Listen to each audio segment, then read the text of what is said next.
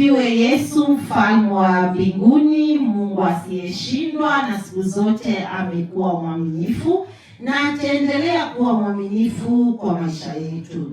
Biblia linasema ya kwamba imani hujaribiwa kwa moto, na usipokuwa na imani huwezi kumpendeza Mungu.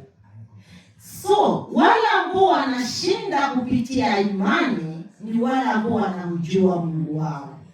Tukisoma katika Biblia tunapata Shadraka, Meshaki na Abednego walimjua Mungu wao, wakasimama na imani, na walijua kabisa imani itawatetea.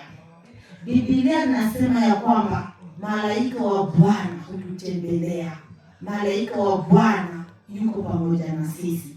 Wakati walipotupwa katika tanuru ya moto, mtu wa nne alijitokeza.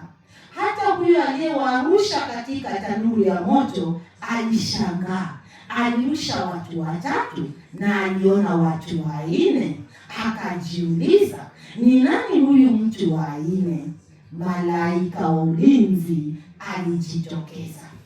Wakati mwingine tunajaribiwa majaribu ambayo hatuwezi kuyashinda pasipokuwa na imani.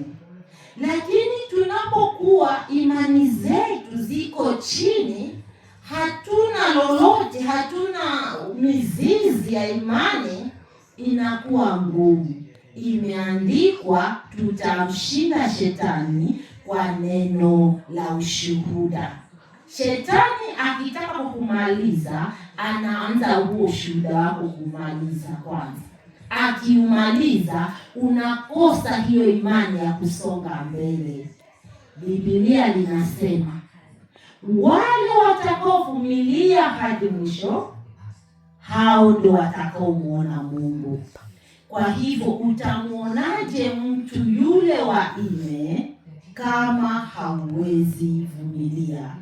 Na kila jaribu linapimwa kupitia imani yako.